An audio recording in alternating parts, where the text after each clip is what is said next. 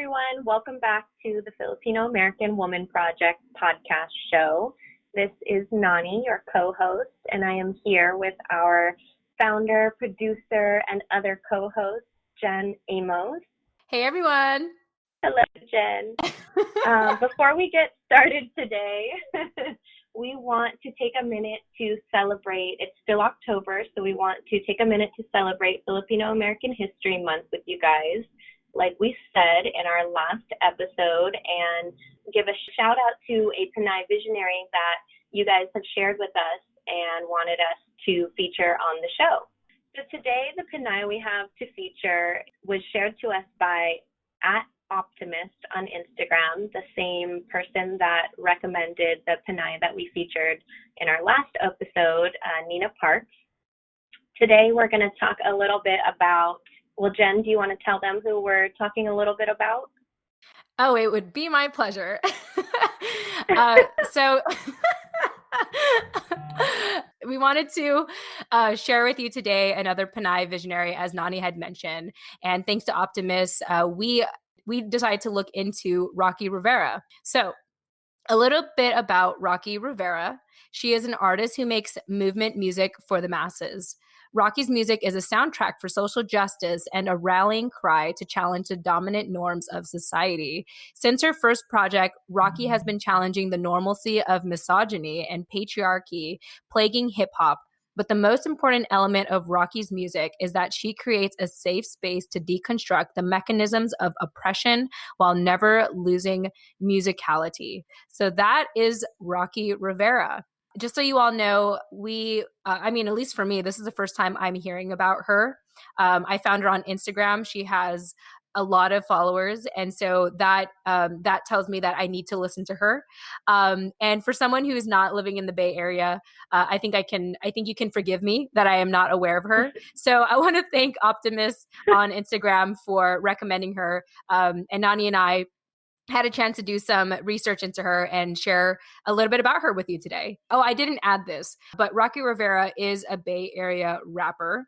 It's really cool because I feel like a lot of the recommendations we are receiving are people from the Bay Area. And for someone such as myself who's never been to the Bay Area, the more that I learn about the Bay Area, the more I am nudged, to come visit, which is going to happen. We don't know when, we don't know how, but it's going to happen. With that said, I want to thank you, Optimist, on Instagram for recommending Rocky Rivera. It's great to learn that there are female artists out there and Filipino-American women artists specifically. And so listeners, if you have a Pinay visionary in your life or there's a Pinay visionary that you look up to, please, we'd love to hear from you. You can direct message us on Instagram. You can email us at thefilipinoamericanwoman@gmail.com, or you can check out our show notes to learn the many ways you can get a hold of us. So we would love for you to not only give us the name of your Pinay visionary, but also explain why you consider them a Pinay visionary. And we'll be happy to give you a shout out and talk about that Pinay visionary on the show. I like to say Pinay visionary a lot because honestly, it's the first time I've heard that. And I love that Filipino-American History Month, the theme is about Pinay visionaries. With that said, happy Filipino-American History Month, everyone. And let's go ahead and get started with our episode.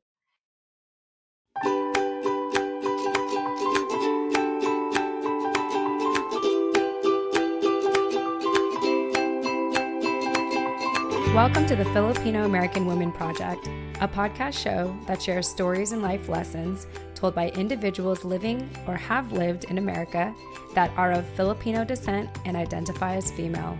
I'm your host, Jen Amos, a fellow Filipino-American woman, and I'm excited for you to join us. Let's get started.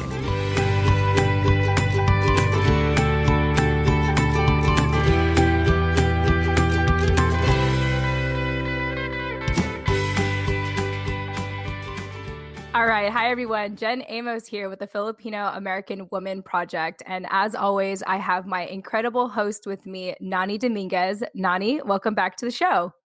Welcome back. Hey. And we are excited because we actually have a special episode today, really dedicated to Filipino American History Month. Today, we actually have a guest that was on our show a couple of months ago. If you want to check out Anjelica Enaje's episode, you can go to episode 8, which is titled Choose to Live. And Anjelica, the reason why we have her back is because she is currently back in school studying literacy. And today we thought we would talk about Filipinx literacy for Filipino American History Month. So a little background on Anjelica. She's a memoirist-in-progress and a fellow book nerd. Anjelica, welcome back to the show. Yay. Thanks so much for having me back. I'm so excited. Ever since I came back to school, I've been super busy. It's like nonstop movements. I think we're all exhausted. So maybe maybe our exhaustion will make this a very genuine, raw conversation. And I did not drink coffee today. So this might bring out a different side of Jen tonight. So Anjelica, the reason why we brought you on is because, in celebration of this month, I remember in our conversation back in episode 8, Nani and I were just so fascinated by your knowledge of Filipinx literacy. And I sort of knew that I was going to have you back on the show again to delve more into that. One of the biggest things that I learned from our conversation back in July is the Maria Clara archetype. Like I've understood it like very vaguely back then, but I really appreciated in that episode when you did like a deep delve into that. And so I'm really excited to dive into that. But what I'd like to do today for our listeners is I'm going to play student today. I'm going to play student and listener and a piggybacker. And I really would love to kind of hand off leading the interview questions with Nani, because I know that she was more prepared for this episode than I was, because I intentionally came on with an open mind wanting to learn. Okay, so Anjelica, for people that did not listen to your first episode with us, episode 8, and want to know what you're up to, why don't you share with us a snapshot of your life today? More importantly, what is keeping you busy and most excited?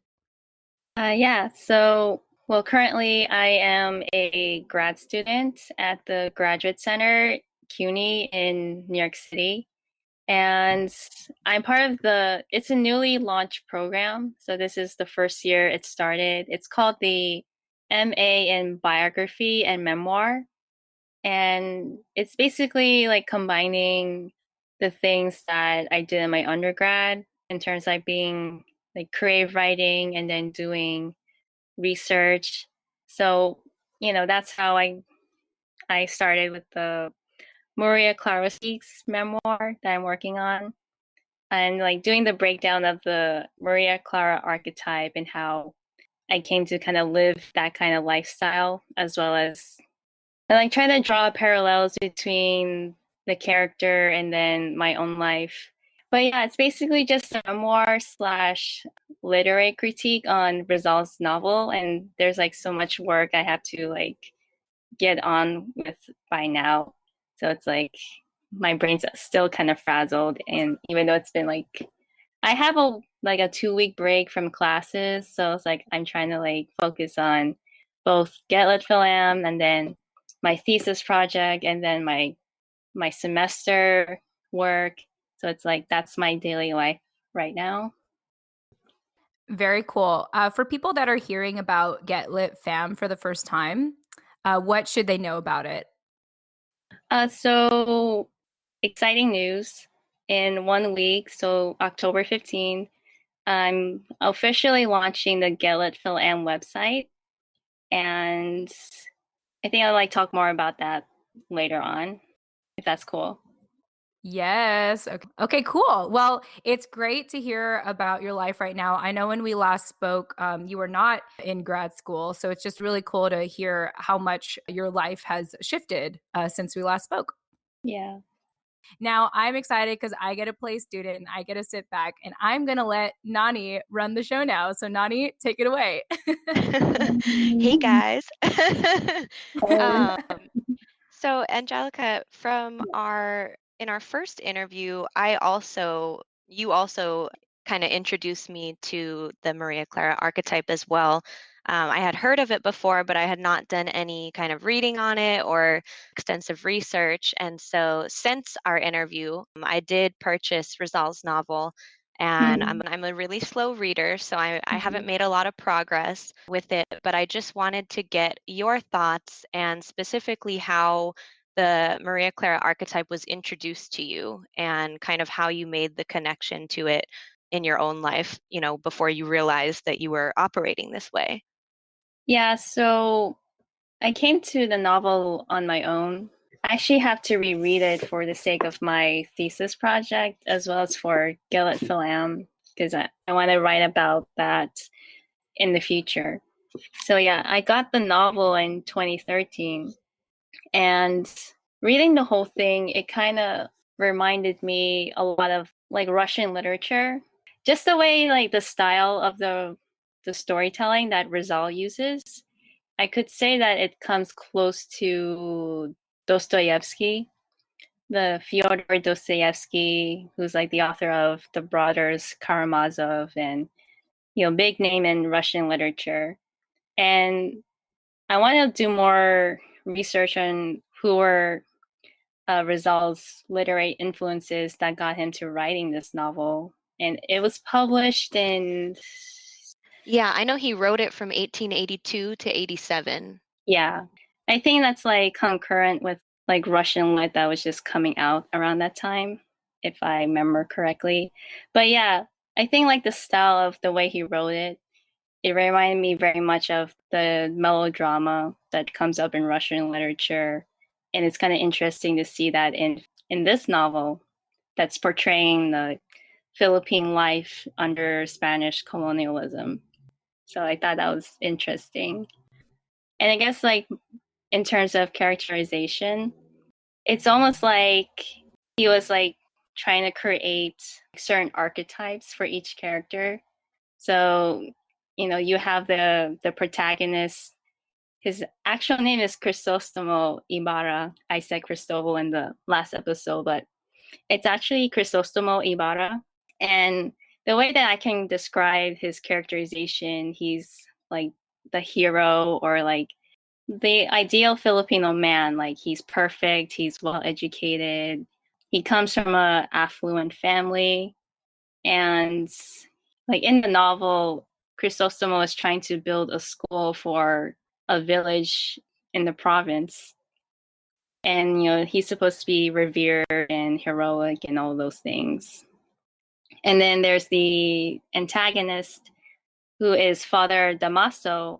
So Father Damaso, he's another archetype that's supposed to represent the corruption of the Catholic Church and the Spanish friars at the time, and how he's very domineering.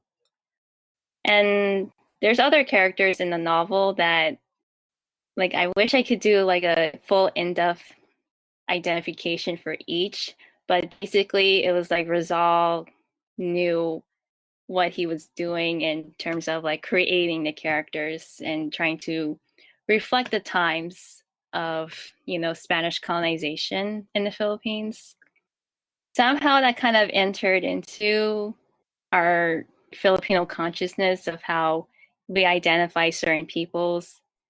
The only great example I can use is Maria Clara herself and how she's been used as the ideal for Filipino women and girls, that this is how we should conduct ourselves and our behavior and attitudes. Yeah, and I think that comes in part from having such a lack of resources up until now, at least, when we're trying to create some of our own that do shape those archetypes for us without even knowing it. Like I had mentioned earlier, before even knowing who Maria Clara was or reading the book or learning about the book, I feel like I walked around living within those parameters without even knowing it. Yeah, I just find it very interesting how Rizal even constructed this kind of story and that somehow it permeated into real life. Yeah, it's like we're all characters in his little mind. It's scary. Yeah. when we had our first conversation, Anjelica, in episode 8, talking about Maria Clara it was very enlightening for me. And I had mentioned this back then in episode 8. I'll keep repeating it for people that want to listen to it. But it was just very enlightening because I feel like my life, whether I knew it or not, was an uphill battle of trying to fight away from that type of archetype and really challenge it. And I feel like it was really difficult, because I feel like even my family didn't realize what they have me be and have me do. And so it's just crazy to think that the way that Filipinos should hold themselves was based off of a fictional character. Mm-hmm. Yeah, definitely. So it's all a lie. It is. Stranger than fiction. Yeah, someone else's imagination, pretty much. Yeah, absolutely. I hope this is reassuring and enlightening for our listeners who have gotten acquainted with the Maria Clara archetype and can understand like why they feel so conflicted. Because yeah, I mean, to me, it really does sound like we built our own persona and the things that we value based off of a lie or off of a fictional character. But I am curious, like you mentioned that Jose Rizal like created these characters. I imagine it was inspired by the times and maybe how Spaniards perceived women and how they put that upon Filipino women as a result. Yeah, I'm like super curious about that, and that's something that I'm eventually gonna have to do more research on and present that, not just like in my master's program, but outside of it as well, because this is something that really has affected our lives and our families' lives for so many years. It's like someone has to be doing this kind of research and like putting it out there. Yeah, and I think it's you.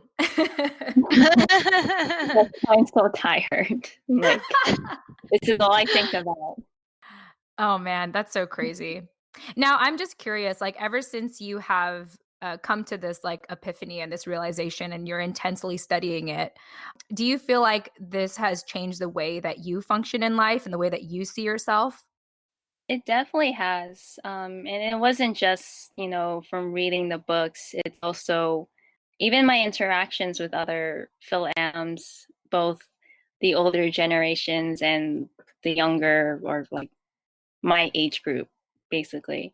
Well, Race Panay is definitely a major step into that space and showing the importance of Filipino women being the storytellers and also creating our own stories.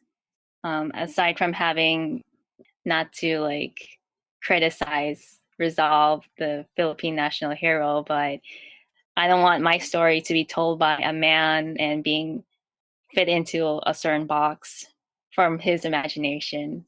It's like, no, I can do it myself. Yes, queen.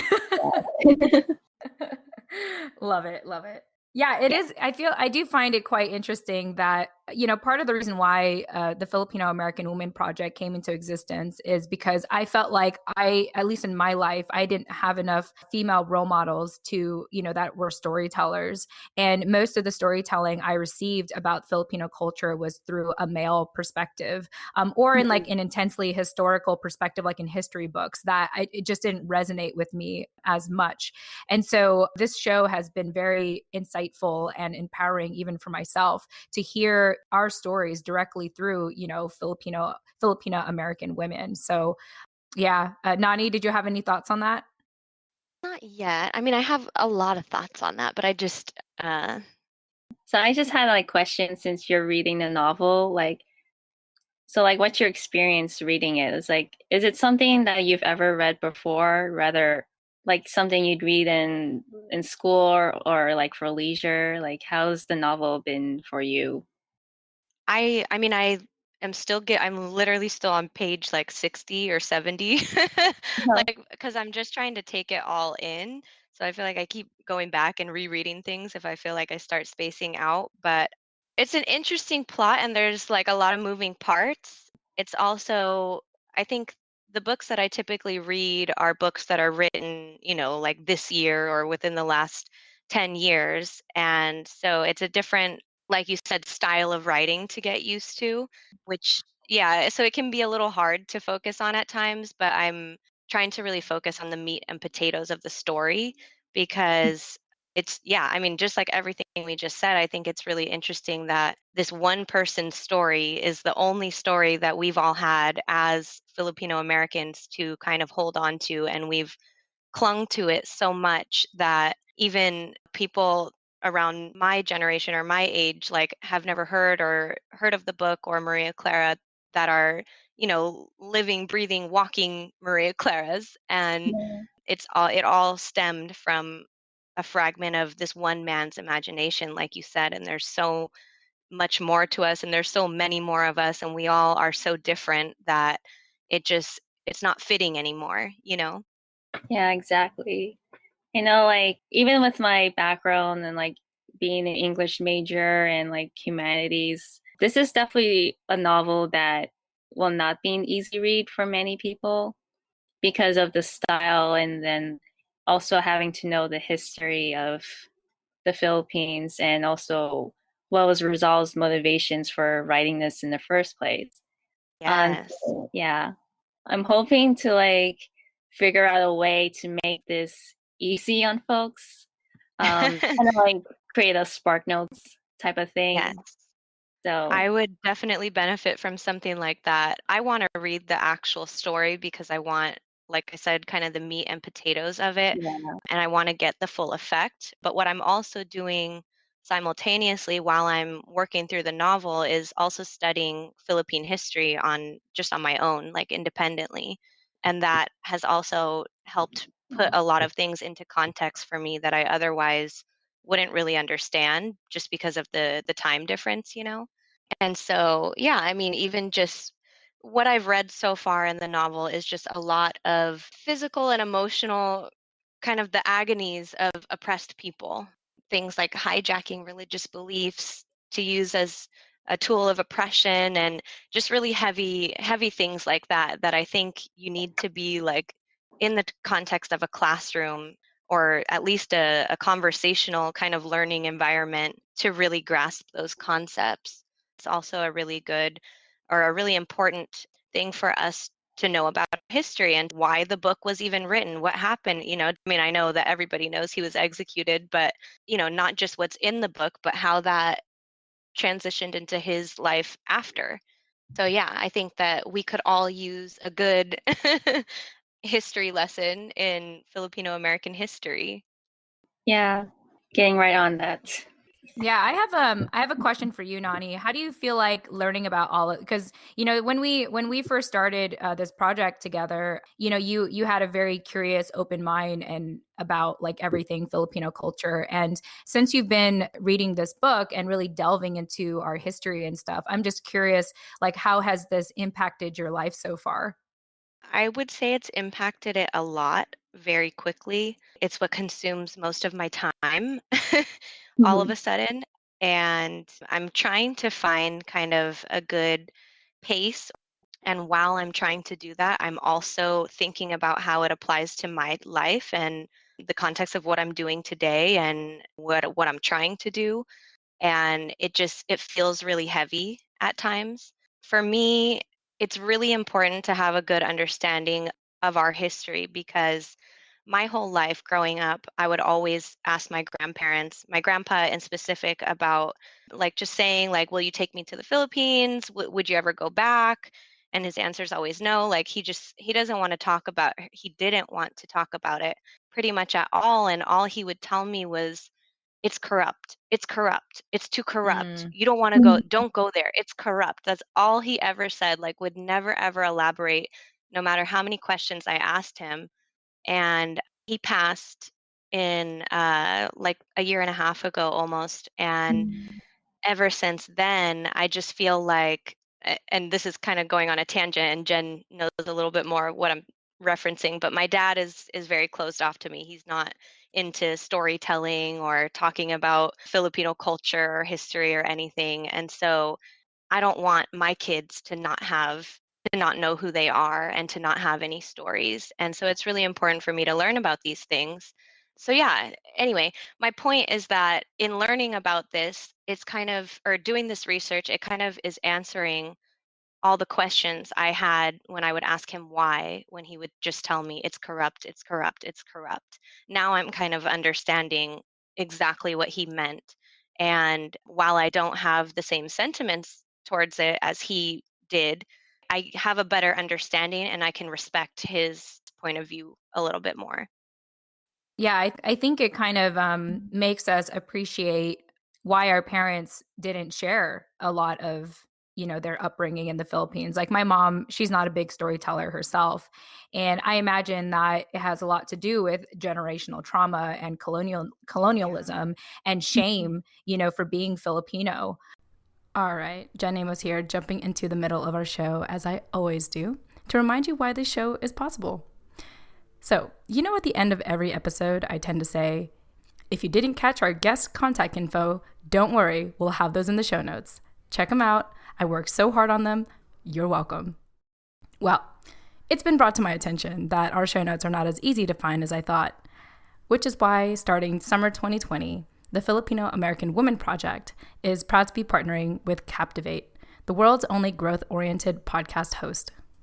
Captivate is created for independent podcasters, designed from day one to help you to focus on audience growth and the expansion of your audio influence.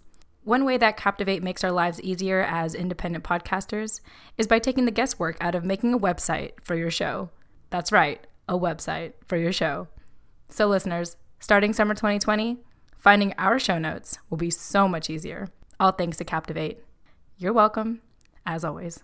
If you're about to start podcasting or are getting burnt out from all the extra work of producing one, like building a website, consider a 7-day free trial, that's right, free, with Captivate by visiting thefil-am-woman.com. That's the Fil-Am, short for Filipino-American woman.com. Or, check out our show notes in the meantime, which is in the details section of each episode. Once again, you can visit thefil-am-woman.com or visit the details section of this episode.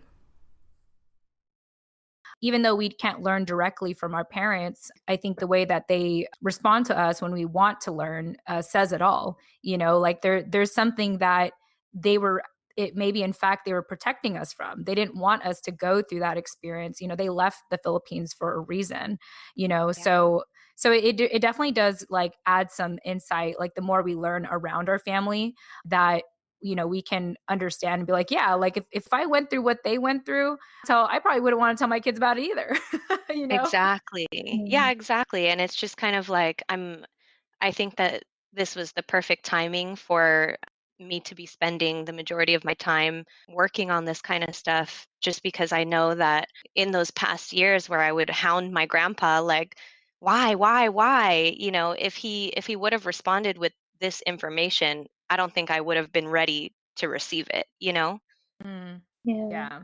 I think I just wanted to add that, in terms of our history, we're very limited on our sources, like trying to find out more about life in the Philippines, as well as like important events that our relatives and our families have experienced through their personal lives. And asking questions and listening to the stories of our families, that's pretty much our only resource at the moment, until like we can get more people to actually jot down the histories that we're sharing with each other and from our families. This is actually like an active research that's being done. I'm not really sure how to present it, but like I know it's like very hard for many of us in the diaspora to be like asking our parents or like grandparents or any relatives like questions about what was life like in the Philippines for them, because it could bring out certain trauma that none of us could be prepared to face.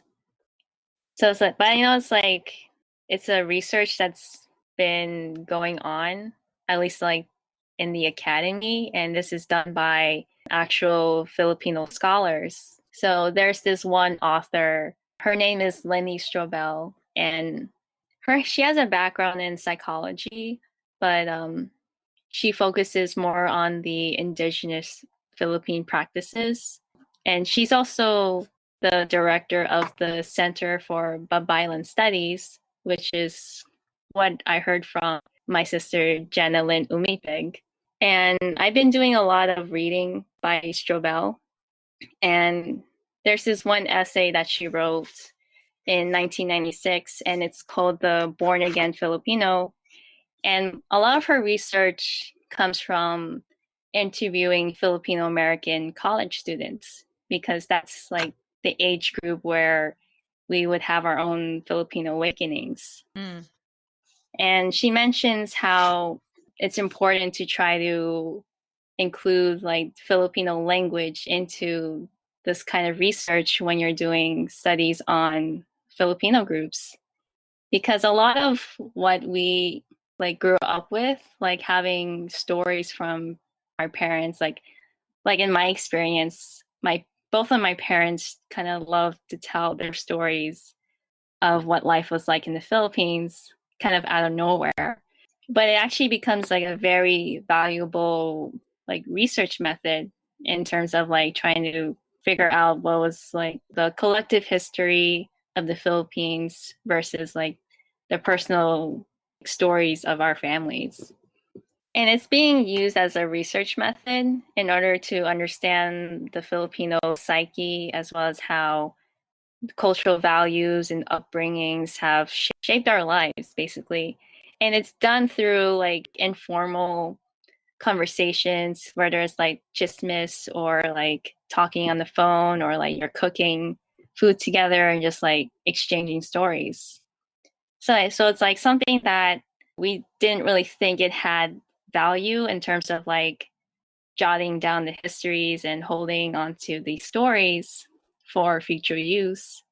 It's now becoming something that's very valuable within the academy or within the research field. Wow. Yeah. That does sound fascinating. Yeah, like it's a lot of reading and research that, you know, it kind of opened my mind to it. So I'm hoping to like incorporate that into all of my works. But yeah, it's really important, like especially since it's Filipino American History Month.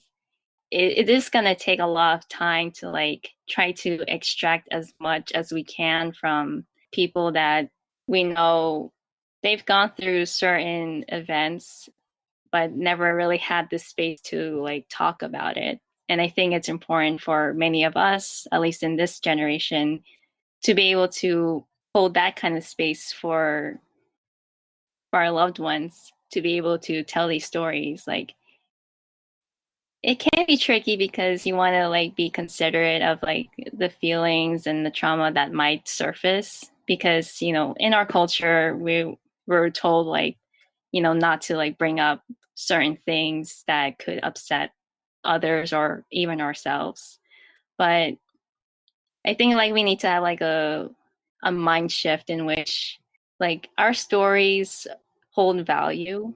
It doesn't matter what kind of value, under what context. It's like this is something that connects us to like our personal lives and to our roots. Even the importance of like storytelling, like that's being passed down from generation to generation, and then we're at this moment where we could be preserving these memories and these stories, because who else is going to do it except for ourselves?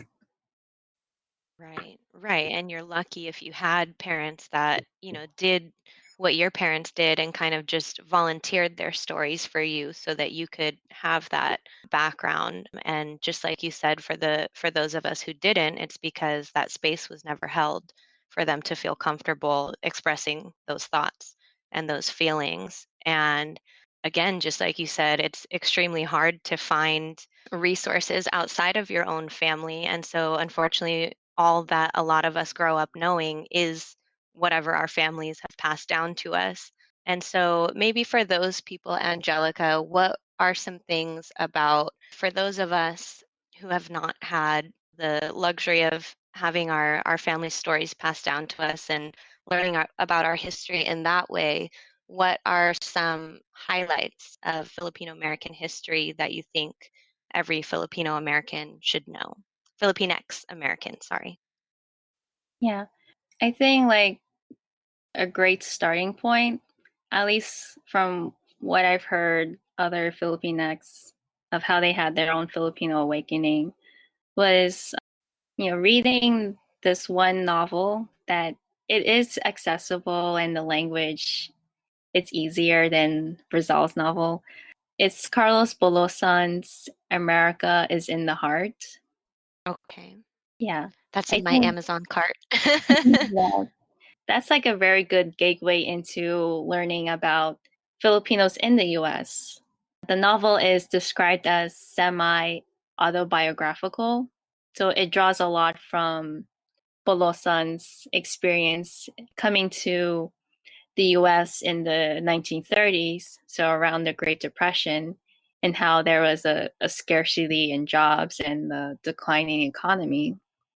So Carlos Bolosan, he talks about the experiences of many Filipino men, and they're considered the manongs since they are the first wave of Filipinos to immigrate to the US, and how they faced a lot of hardships and struggles and discrimination, particularly in the West Coast, where many of the manongs had to work in agricultural fields and the fish canneries to try to make money for survival as well as for sending back home to the Philippines. And it's a very heart-wrenching novel to read. I had the fortune to read it in a class called Filipino American Literature in college, which was taught by Luis Francia, who is a poet and writer. And it really brought out a lot of these emotions, from anger to sadness to, it was pretty much like reading the story of an ancestor that I never knew I had. And I think a lot of people will feel the same way when they read the novel, and feeling like now the novel was published in 1946, so that's about like 70-ish years ago. It's like, we're now at a time where, we could be doing something to honor the legacy of the Manongs and all our other ancestors that really had to like fight their way for like justice and for human rights, so that us as a generation could have lived this type of life where there isn't a lot of hardships, but there's still struggles even to this day in whatever context. So, that's a piece of history that I would recommend everyone to look into, because that's how we end up here in the US. No matter like what's our background or what was our family's reason for coming here, it's best to like honor the legacies of those that came before us, even if there's no like direct relation. There are many like Filipinos that came here and made sure that future generations wouldn't have to struggle the ways that they struggled in their time. And so like for me, like my way to honor that legacy is to like bring the importance of literature and writing from the Filipino perspective. And like that's one of the motivations of getLITfilam, just to like show the importance of our stories and that we're the ones that have to tell it. Like we can't let the gatekeepers of the literary canon to take a hold of our stories and our narratives, because they're not going to get it right. We're the ones that have to like really do that dirty work of digging into those very dark places that were considered like family secrets or things that our families wanted to keep only within the family. But once we learn that to tell the stories, we can see that a lot of other families have experienced similar struggles and hardships. So it's something that's worth putting out there, but in a very honorable way. So that's my sermon. Oh man. Now that you share that, Anjelica, so I haven't brought this up on the show yet, but back in college, my exposure to Filipino culture was through Filipino culture nights, or FCNs, PCNs. Are any of you like familiar with those type of productions? I heard I've of heard of them. them, but I've I never been. never went to one. Yeah, Okay, same. so Yeah. so shout out to Andres Bonifacio Samahan. It was the Filipino organization that I was a part of at San Diego State University. And I remember when I entered college, I was very like, I was a very self-loathing Filipina at the time for a number of reasons. And if you want to know those reasons, just listen to all the last episodes because I tend to bring them up pretty often. But I remember my best friend, we knew each other all the way back from third grade. I remember my freshman year, he decided to get super involved in college, and he decided to get involved with a production called FCN, or Filipino Culture Night. And he had invited me to watch his show. And I told him, I was like, I'm only going to go because it's you, because you're my best friend. But other than that, I don't want to be affiliated with like any Filipino organization or anything Filipino while I'm in college. Okay. Only because of you, because I love you. And we go way back to third grade. So I go to this Filipino culture night. And crazy how we're talking about this, because that production was all about Carlos Bulasan, or Bulasan, I think is how I pronounce it. Yeah. Bulasan. Okay. And the main character that, is playing was Carlos. And it had to be that one. Was it that? No, actually, maybe it was the second production. My bad. No, it was definitely one of the productions that it was one of the productions that just extremely inspired me to get involved with Filipino culture nights. Like, that was my window into learning about Filipino culture, so much that I ended up becoming a Filipino culture night coordinator my third year in college. And my production was a different type of story. It was more focused on, what happens to culture and community when we become more, when schools move online. And so my production was all about there's this college in the future that, half of the courses were online and half of the students would actually go on campus. But it was kind of showing the death of discussing the death of if we don't have this in-person community, what happens to our culture, what happens to whatever and stuff like that. So anyway, one of the productions that okay, I'm remembering now. So I remember my friend the first production my best friend invited me to was actually around the time of martial law and stuff like that. And then I believe it was the second year when we had the story about Carlos, oh my gosh, Carlos Bulosan. Am I pronouncing right? Yeah. Okay, cool. Carlos Bulosan. All right. And I vaguely remember, because this was a decade ago, guys, a decade ago. I remember I was one of the main three female actors who were exploring that history. We were kind of asking all the questions, and then we do flashbacks of the time when, Carlos Bulosan was involved and what he was doing in his journey and how difficult it was. And so I vaguely remember that. And so I think it's so cool that we're discussing this, because now I feel even though I studied my lines at that time, I knew so little about our culture that it really didn't make a lot of sense to me at that time. And so now that we're talking about it, it's man, I kind of want to, watch the recording of that again and see what I was missing out on, and even read his book. So, thank you for talking about this. It's helped me kind of remember my own background and how I started to, fall in love with our culture and learn more about our history. My way of having done that was through Filipino culture nights. And Carlos Bulosan was one of those stories that was featured. Yeah, that's amazing. Unfortunately, I never had the opportunity to attend a Filipino culture night, because I also had this jaded view towards Filipino culture. So yeah, there was a Filipino cultural student organization on my college campus, but I was apprehensive to join it because I thought it was going to be like any other Filipino group that just wants to do your typical Filipino parties and chismes and whatever. So it was something that I didn't bother trying to get to learn about. But then it was only until after graduating college that I learned about what PCNs or FCNs were. And I never attended one, but I'm hoping somebody could invite me to one, shouting out. putting out there. I think I could blend in. Like, yeah. But anyway, but I find it interesting that like these very groups are getting more into their culture and the history and like putting it on the stage performance. So that's something that I wish I had the opportunity of doing when I was still a student. Like, it's kind of inspiring to think that young Filipinos are engaging in our culture and history in that way.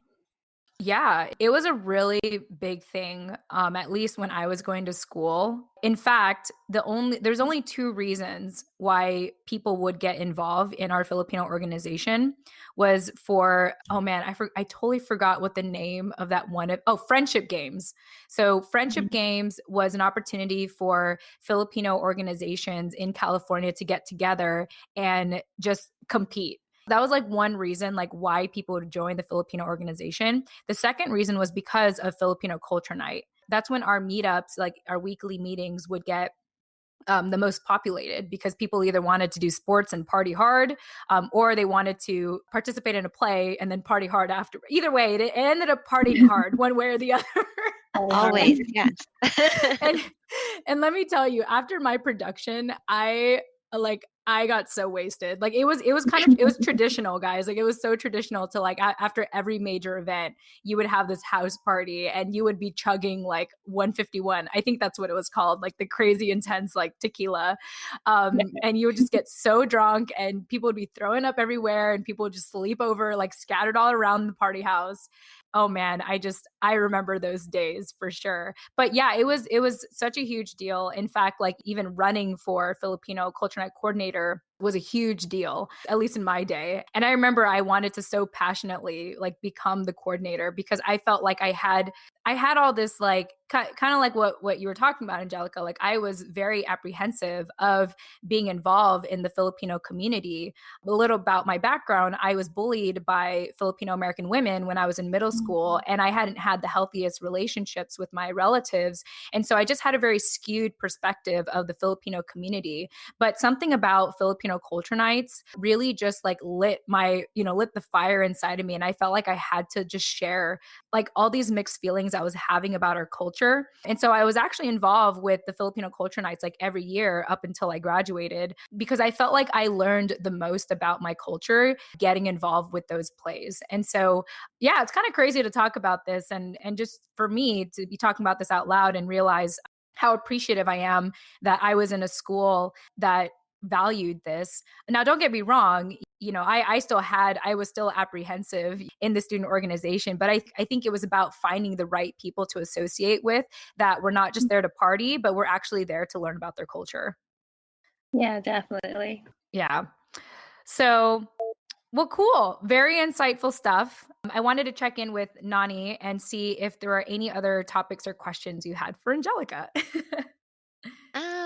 I mean, I have a lot of notes here, and so I don't want to just be like spewing random things out. Like anything else in particular that you want to highlight, specifically a history like fact or something. I mean, just another one of the things that I had taken notes on from your Instagram stories was someone had responded about someone called Agent Edward Lansdale, who was basically I don't know what his title was, but he controlled the seventh Filipino president, Ramon Magsaysay.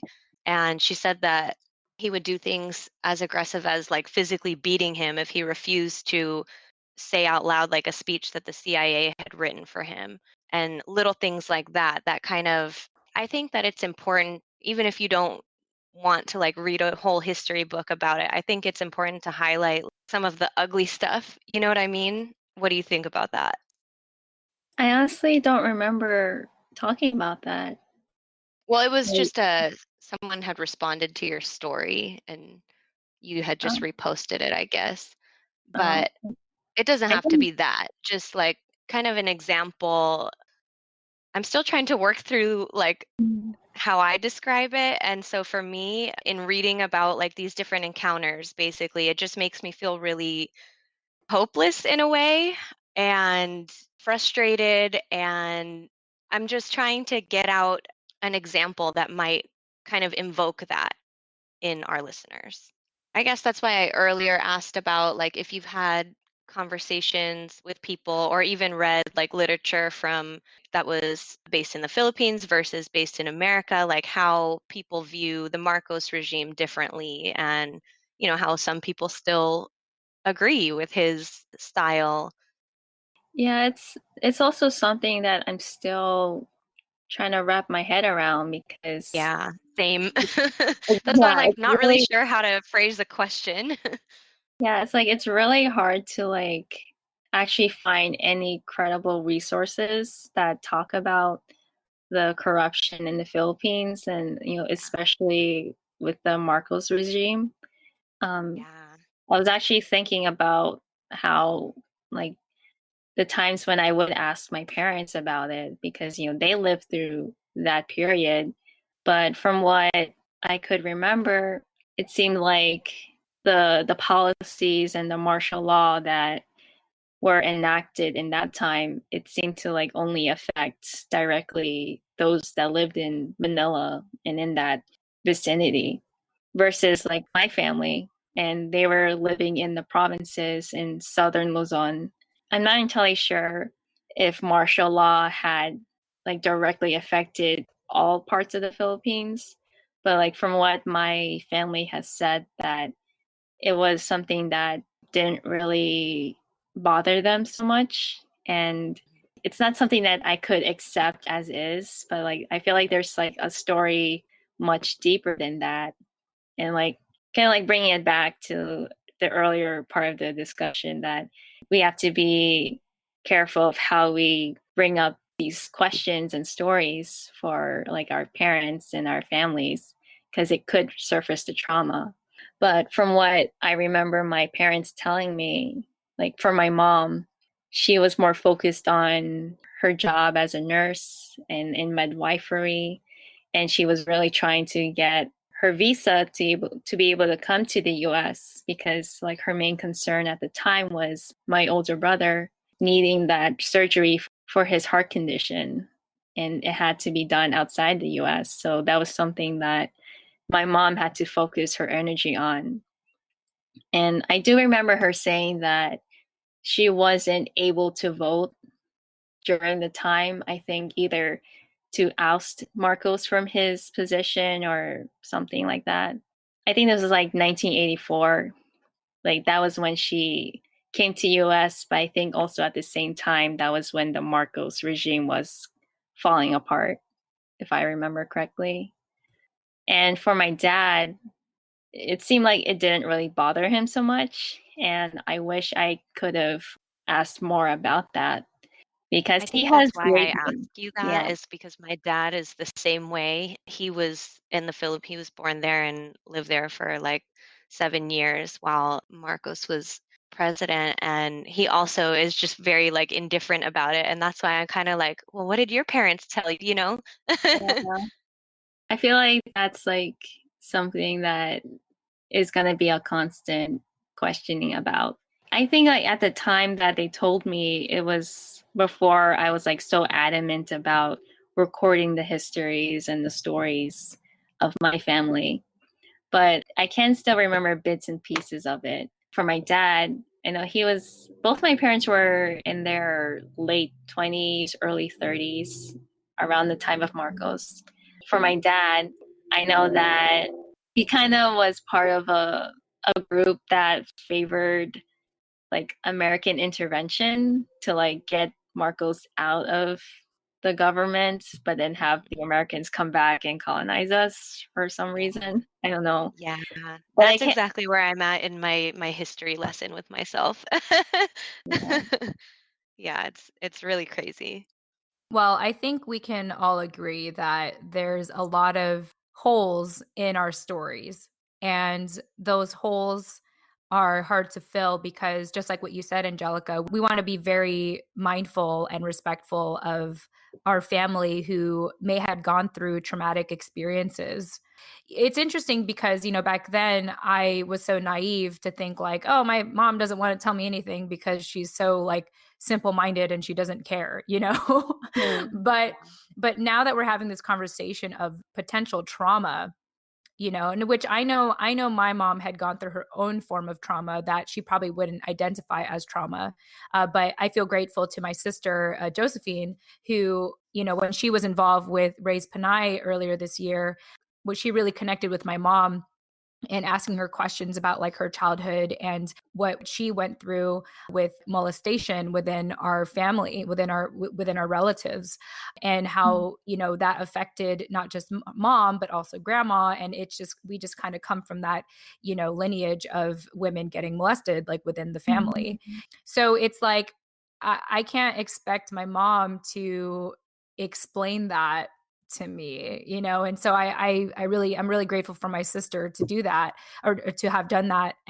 But it also makes me realize that maybe my family had like there's more to that. That's just one of probably many things that I have to be respectful of, and I'm just going to have to try to figure out how to fill in those holes my own way, or possibly have the courage and really drop my own ego later in life, still have an ego, to connect with certain family members and really ask about like our history as a family. Yeah. Yes, that's actually, Jen, something that I want to talk to you about separately, because I just recently had that idea too of like interviewing my own family members. Yeah, no, that would be really awesome. I want to say like I wish I came more prepared to this conversation, but I also am glad, because the fact of the matter is, and Anjelica, you mentioned this quite often throughout our conversation today, there's just not a lot of education, like not a lot of accessible resources and books and stuff available for us, where it's just easy to digest this information. And so that's kind of where my mental block is like I wish I could run into it casually. I wish it was part of my everyday life, to know about like what's going on in our culture. But for me to do that, I have to actively seek it out, hence this project. I had to actively connect with other Filipino American women to share their stories, because I didn't even know where to begin myself. I couldn't find it in my own family. And when I was in college, I had a lot of mixed emotions, even being involved in my Filipino organization. And then even the years after that, when I would kind of be in and out of the Filipino community, I just feel like it's just such an uphill battle to be Filipino, like in America.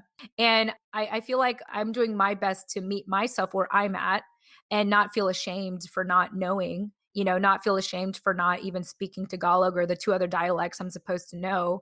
But hopefully, at least for our listeners and hearing me talk, that you can relate and know that like this, it's frustrating. Like it really is frustrating that, for some of us, like even yourself, Nani, like in our adult lives, like we have to go out of our way to learn our culture. And so, I feel like that's where I'm at right now. For me, I feel a little comforted talking to you, Anjelica, because you are someone who is investing so much time in learning about Filipinx literature and taking time with us today to talk about it. It's kind of like what you said about Jose Rizal and how like you wanted to redefine or rewrite your story as a Filipina American woman, and not like live based off of this, male's perspective of us. Like I feel most comfortable having these discussions with you ladies and all the ladies that we've had throughout the show. Cause otherwise, like I remember even talking to my male Filipino counterparts in college, it was still very difficult for me to learn from them, because most of the the Filipino males I spoke to about our culture were very factual, very much about like, the history part, that it was really difficult for me to just internalize that. I feel like having conversations like this, I'm learning so much more about our culture and our history than I am, the other way around. And so I think if I'm going to have to spend the rest of my life learning history through us, fine with me. Like if that's how I'm going to process it, that's the way I'm going to process it. Yeah, it kind of gives me hope that there are many of us right now that are actively trying to, I guess, like set up archives for our history and for our stories, so that the future generations would, have less of the burden to like collect these things, but, more so to add on to it. And that's something that gives me hope. And it gives me more motivation to keep doing all this work, despite how tired and frustrated I get every time I have to like sit down and then write a book. I actually am writing a book. Yeah. It's like being so tired. Like I can't even vocabularize anymore. I'm running out of words. I'm so sorry. It's okay. I think we can all relate to that that feeling. But it's fulfilling, like doing the writing and the reading, because I know like for sure sometime in the future there are going to be many people who are grateful that we have these things set out for them, and it's for us basically. But just to normalize like this information being out in the open and taking up space essentially, because why shouldn't we? And yeah, I think that a lot of us learn about our history through either our family or like things like cultural nights or different cultural events. There's so many of us setting up our own archives because that's exactly what we're doing. But I also want to recognize that that's a luxury that has not been afforded to our ancestors in the past, that a big part of our history is oppression and erasure. Yeah. A big part of our history is being forced in a direction that we weren't originally looking in or didn't decide to go down. And I think that that's kind of like the ugly part that nobody wants to hear about, but I think it's necessary to at least have a general idea of so that you can really appreciate. Yeah, definitely. I think it's important to like also realize that it's okay to feel frustrated, and that we seem to have a lack of a history or like gaps in the history, because we weren't the ones that wrote the official history. It's like something that was erased from our collective memories and history, and it's up to us ourselves to be filling in the gaps. This is something that comes up a lot, at least like in my recent studies, how the academy has affected the way that we validate certain facts and stories. It's very frustrating because you have to combat with many people who say like, no, this is the thing that is the fact, that's the truth. And then you have another group that's like, well, that's not how I grew up listening to it. And I'm drawing my facts from people that actually lived through it. It's like this constant battle between what is actually like validated versus like what is actually a lived experience, and like who's the one to like say that this is what actually happened, Right. and where you're getting your sources. Right. And we have to understand that also where we are, we're here in America, and the education that we've received, no matter what the class is called, is an installation of the American version of whatever really happened, you Yeah. know? And I think that's also really important to note too. I was just talking to one of my friends yesterday, last night, who is a Filipino teacher and was saying exactly that they have to teach this curriculum that they may at certain parts stop and be like, what? Like based on my experience or my knowledge from Mm. elsewhere, this is contradictory, but here I am at my job and I have to teach it anyway. That's also something to consider. Yeah. It's I'm sorry, I just feel so tired just thinking about my recent conversations the last few weeks with my program. Like last week, I had to attend a seminar by this person who teaches at prominent universities, and how the subject was on oral history. And from what I could recall, it felt like something, it seemed like to them it was something that was revolutionary, and it could be a game changer within like the research field, in terms of like gathering biography and memoir, or basically like anything that has to deal with writing about life of another person. And throughout the whole seminar, I'm just sitting there thinking, this is something that I grew up with actually. And you're trying to tell me that this is something that everyone should be doing because it's like such a new revolutionary thing. It's like, no, this is something that my mom has taught me, my dad and my brother, any other relative I have that has sat down with me, like doing whatever, and then just suddenly telling a story. And it breaks into like questions of like the correlation between that personal memory versus the historical event. And, you know, for Filipinos, oral history has been our thing for many centuries, even in the indigenous Philippines, like before we had colonization happen to us. And I had to politely tell this person, you know, that was our thing. And yeah, I guess it's just like one of those things in grad school where you're like having to like combat with like your personal experience versus like what's set in stone within the academy. Mm. Yeah. I was just thinking about something that you said on a previous episode. I don't remember what we were talking about, but you were talking about people sharing their stories and how it might not always be factual to you or to someone else, to an outsider listening, but that it's very much real for them. And I think that that's something that, or maybe that's a reason that I struggled a lot in school because I had a really hard time just accepting whatever someone was telling me as the truth. I'm the one that is always like, well, what about this? Like playing devil's advocate and trying to poke holes in your story. And yeah, I think that that's something to consider, like your personal experience based on the curriculum that you're learning or whoever's story you're absorbing can both exist at one time is kind of what I'm trying to say. Yeah.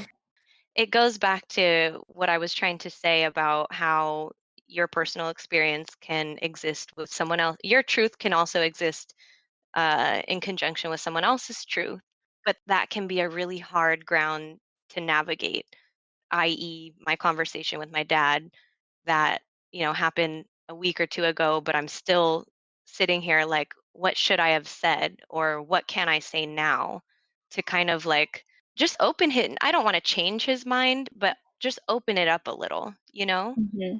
Yeah. It's kind of funny because, like, for my family, you know, when I started having like my pursuit in Filipinx literature, I remember like my mom saying something like, it's great that you're engaging with the Filipino culture this way because when you were younger, it seemed like you weren't very interested in it. And I was very confused because I had always been curious about the Filipino culture, but it wasn't like I had the language to articulate that need or that desire. So yeah, it's kind of like, you know, you have like one type of existence happening at the same time.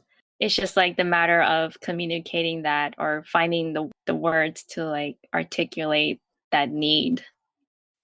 I guess there has to be something to kind of like trigger that desire to like actively become engaged in learning about the Filipino culture ourselves.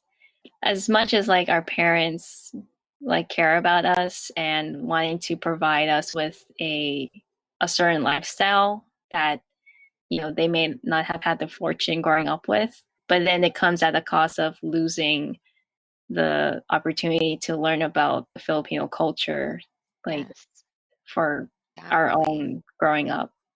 Exactly. And that need that they felt in their generations to assimilate and become more American and fit in, essentially, what they didn't realize, I don't think what they were doing is that they were erasing our culture and they were erasing these like parts of ourselves, historically for their kids and their grandkids, which is, neither here nor there because obviously that wasn't intentional. But when you look at it from a historical standpoint, it was, and we just Yeah. were caught in such chaos. And yeah, sorry, it makes me feel frustrated.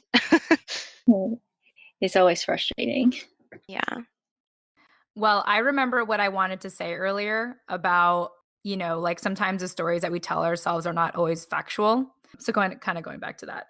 And so I feel like today in our generation, we have the luxury to study, and to research and to do this whole scavenger hunt of learning about our history and our culture and finding the books that can help us make the most sense out of all of this.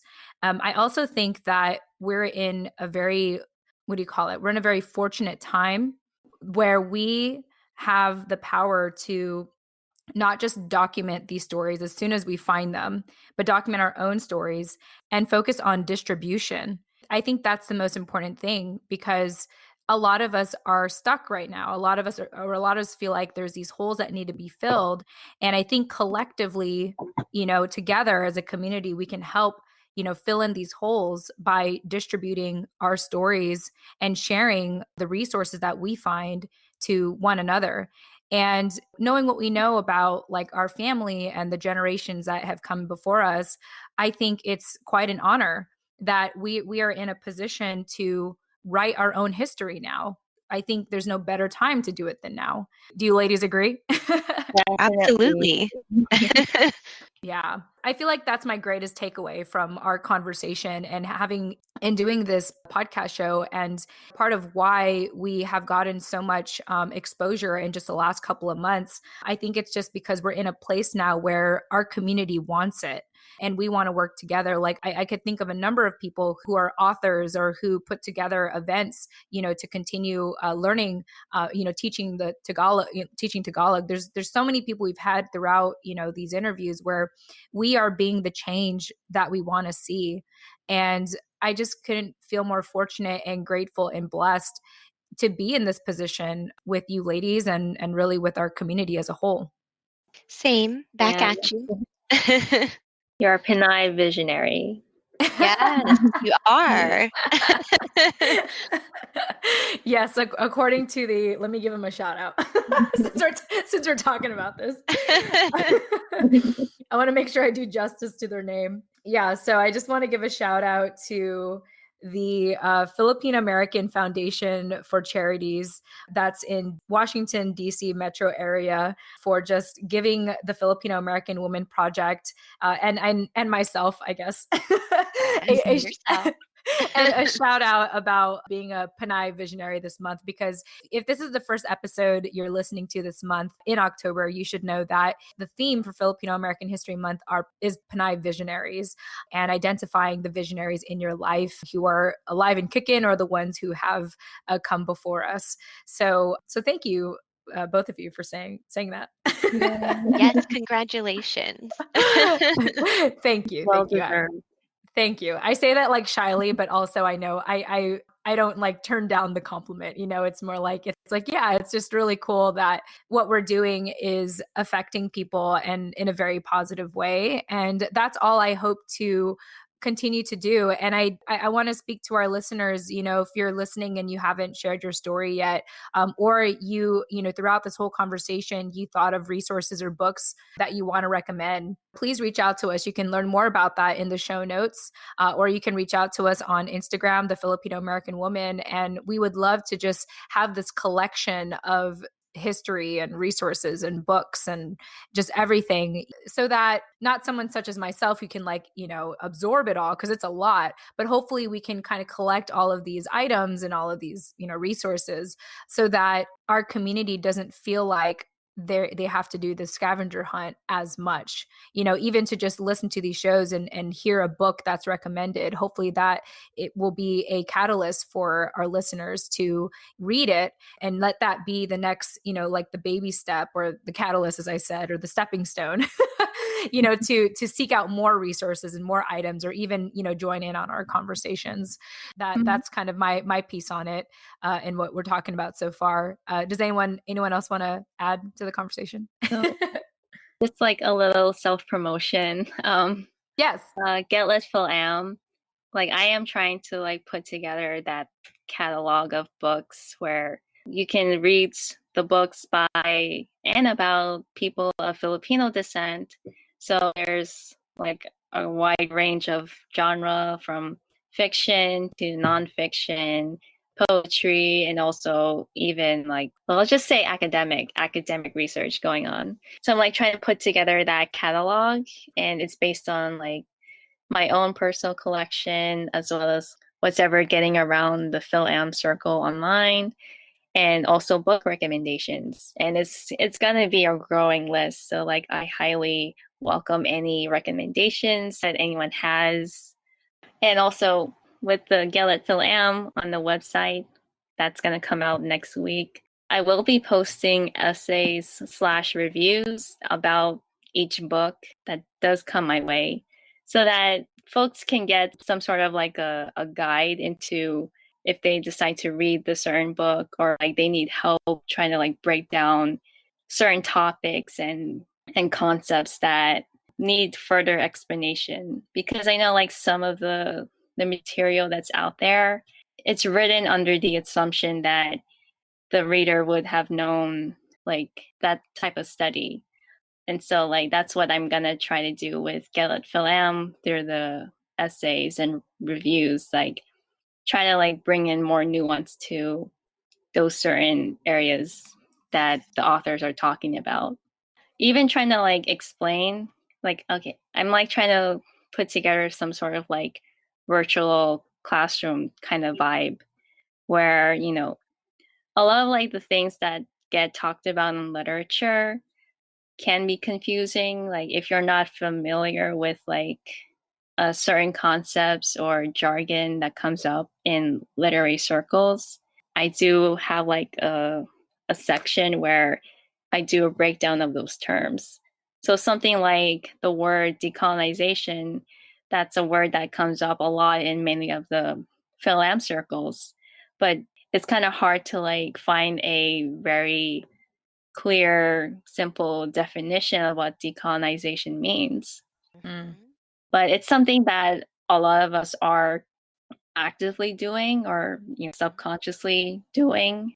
So decolonization is, in definition, the unraveling of certain attitudes and behaviors that were taught to us under colonial mentality, and trying to reform ourselves and our thinking as Filipinos, just to undo the things that we thought was like one way of living or what defines us Filipino, but it's actually something that has a lot of oppressive history behind it.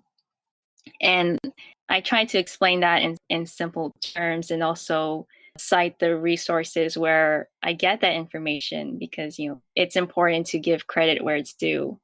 And I credit Lenny Strobel for providing that definition, because that's basically her research and she's putting that out there. So getLITfilam is something that I've been working on for a long time, and I'm really excited to finally put it out there. And I really hope that it's a space where folks can come in, like if they are avid readers or they're just starting to get into reading more. And you know, I want it to be like an accessible resource where you may not be in school for whatever reason, or you're in an area where there aren't a lot of Filipinos around, that you can talk about literature or like Filipino culture. Like I'm hoping that this is what getLITfilam will be for many people, that it can be like your virtual classroom slash chill book club slash, you know, book nerd recommendation site. So there's that. I love it. Yeah, I think that that maybe would have been a good place to start this conversation, with maybe like defining what decolonization is and talking a little bit about that. And I've heard on of the other like Pinay podcasts, kind of a timeline or an overview of actual like historical events in the Filipino American history, or her story. But I'm really glad that our conversation was held in this kind of way today, just because I think it's important to understand what that means in the context of today and where you're at now, and you know, specifically pertaining to the Filipino American Women Project and identifying as that. So Thank you for sharing. And for all of our listeners, you can follow getLITfilam for the website launch for more of that timeline information. Yes, and to piggyback off of that, Anjelica, I just am in admiration of the work that you're doing. You know, there was a part of me that had hoped with this podcast show I would be able to provide something like that, but I love how you're getting, down and dirty with the literature. And I feel like, for anyone that is listening to the show, hopefully this show was a bridge for you to connect with someone like Anjelica, who is, really making this like her life's work right now, and providing these resources. And I especially like that I am learning about these resources in literature through you, Anjelica, as a Filipina, because like I had mentioned, like it just didn't resonate as well with me having heard it through my, male Filipino counterparts. So thank you, so much for what you're doing. And I wouldn't be surprised if this wasn't the last conversation we have on our show with you. So watch out. Like, you know where to find me. You're like, I'll be here for a while. I'm not going anywhere. I'm stuck here with my books. So yeah, you have a whole novel to write. Trying. Yeah, no, I love it. I love knowing that there are, Filipinos in our community that are doing work like this, because, ultimately that's what I was hoping to find and hoping to connect with are women like me that have this desire to, learn more about themselves in a safe environment and in an encouraging, uplifting environment. And, just knowing what you're doing is like, makes me feel at ease knowing that when I'm ready, like when I have downtime to just delve into all this literature, I know that I can depend on you for that. I'll do my best. Well, I think you're already doing a great job. I want to go ahead and just kind of pivot a little. Nani, I know there were a couple of other questions you may have had for Anjelica. Did you still have any like on your list of things?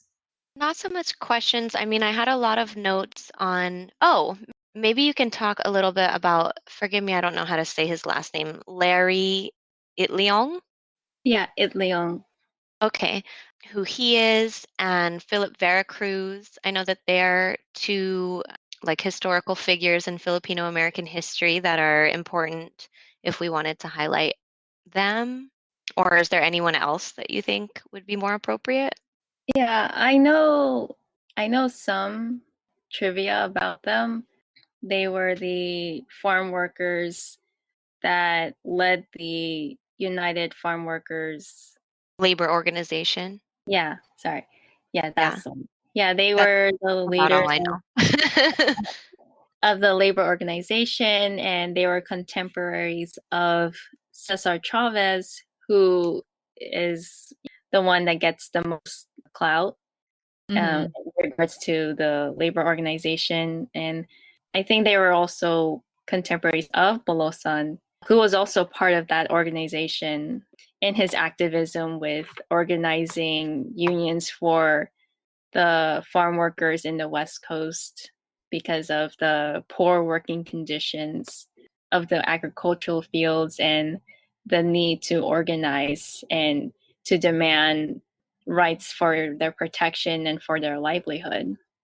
Mm-hmm. And I wish I did a little bit more research on Itliong and De La Cruz, but they're definitely people that really fought for labor rights. And I think it has gone into effect to this day for those that are working in the agricultural fields. There's actually a children's book that's published under Bridge and Delta, and it's called Journey for Justice, The Life of Larry Itliong, and it's written by Dr. Don Mabalon and Gail Romasanta, and it's illustrated by Andre Sibayan. And it tells the story of Larry Itliong from his childhood to his activism and basically his life and how his legacy has carried on, not just for the farm workers, but for many Filipino Americans to this day. And I have the fortune of having my own copy of this book, thanks to Raise Panay raffle. And it's such an honor to have this included in my collection, and to even have something that's, with the focus for much younger Filipino American children to start learning about our history in the US. So it's great that there is a resource for that. And especially for us adults, like we can start learning that history as well. Yeah. That's awesome. I dig it. All right, listeners, there you have it. We are so fortunate to have Anjelica Enaje today to talk about, what she's doing in grad school and really creating a virtual resource for Filipinx literature. And if you want to learn more about that, you can check out our show notes. I'll also be providing some of the book references or the books that have been referenced in the show notes for you, because I'm a super generous host. You're welcome. Anjelica, do you have any closing thoughts for our listeners? Yeah, so I would highly suggest that you do consider getting more into story. And whether it's like your first time being a writer or being a reader or wherever you are in your literary journey, always think that you're writing for yourself. And it's very important for us to really value our own stories and also to honor the stories of our families and our relatives and those that have experienced like significant events in our history. Because, this is a very long tradition that has been going on for centuries. And like what you said, Jen, that we are in a very fortunate time where we can actually document these stories and to distribute, because there's no other perfect person than ourselves to actually put it out there. So, get on it, get lit. Love it. Yes. Yes. And Nani, do you have any closing thoughts? I know that you had the most questions on the show. Anything else you want to share with our listeners? No, I'm done talking your guys' ears off. I'm sorry. Oh my gosh. Like, don't ever apologize on the show. I'm completely okay with you talking and abusing my time, which you're not. Thank you. I just feel like I was like firing random shots at Anjelica like for 2 hours. Like, I really appreciate your questions, Nani, and also Jen for like interjecting and whatever. Like, I really am so fortunate to be in this space again, and you can like find me again wherever you want to like talk about stuff. Yes. Yeah. And, overall, I am just super grateful. I feel like every episode we do on the Filipino American Women Project podcast show just gets more deep and raw and just enlightening and insightful, like, just fill in the blank of whatever adjective that just makes you feel more of yourself and embrace all that you are as a Filipino American woman, or just a Filipino American person, or someone of Filipino descent. So with that said, I want to thank you both again so much for your time, and also for our listeners. Thank you so much for listening in. We hope that you gained so much knowledge and wisdom from our show today. With that said, we are so excited to speak with you again on the next episode. So tune in next time. Thank you guys for listening. Happy Filipino American History Month. Hey, thanks so much. Get lit, fams.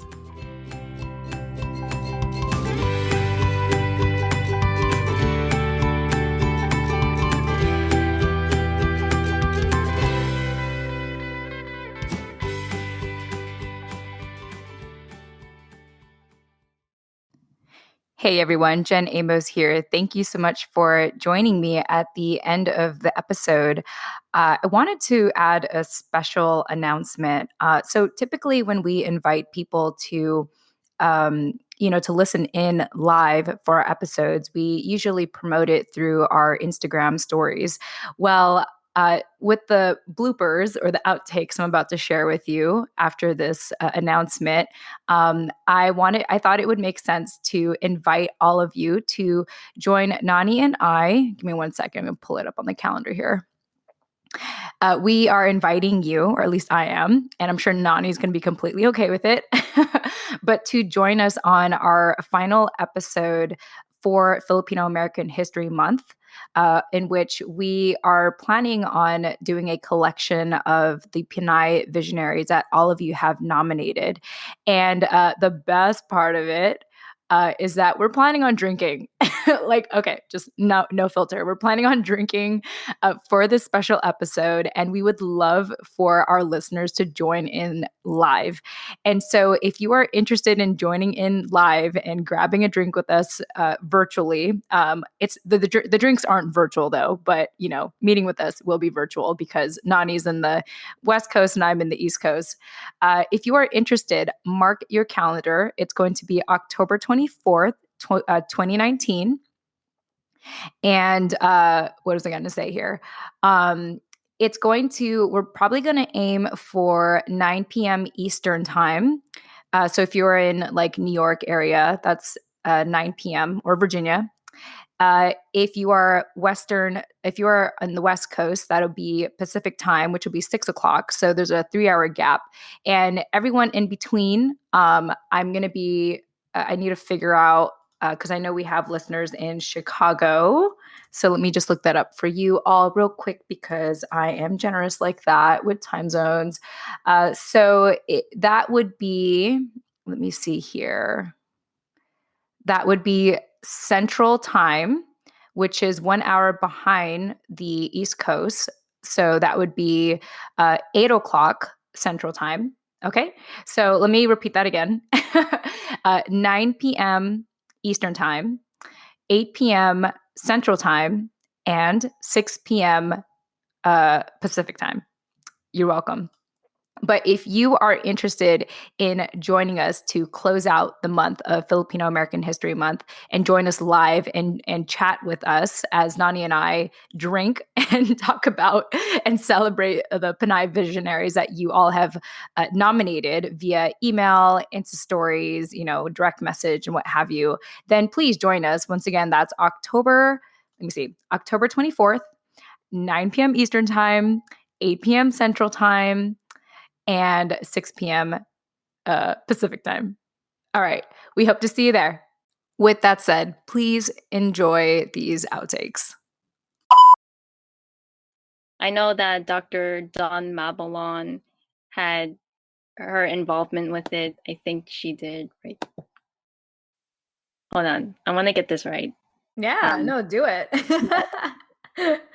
Or I could just quickly get the book from my bookshelf right now. Yeah, go do for it. Yeah. I just feel like we're hanging out right now, Yeah, no, I'm about to pour myself a drink. There you go. Okay. Yes. Okay, scratch everything I said before. Oh, Nani, we should totally do that. Okay, next interview. Oh my God. Our closing interview for the month, you and I should totally do that. I am so down for that. That's a great idea. Let's write that down. Yes. Oh my God. It's going to be, I'm going to put it on the calendar. I love that. Okay. Send me an invite. I will. Okay. All right. Okay, noted. Okay, go ahead, Anjelica. Okay. So Jen just how's that drink going, Nani? I didn't actually pour it. Oh man. It's gonna be perfect because because on the 24th, in which we're supposed to do our closing episode for the month, I won't have any other responsibilities, so I'll be more than happy to drink with you, Nani. We might have to get on a little early and yeah, but cheers first.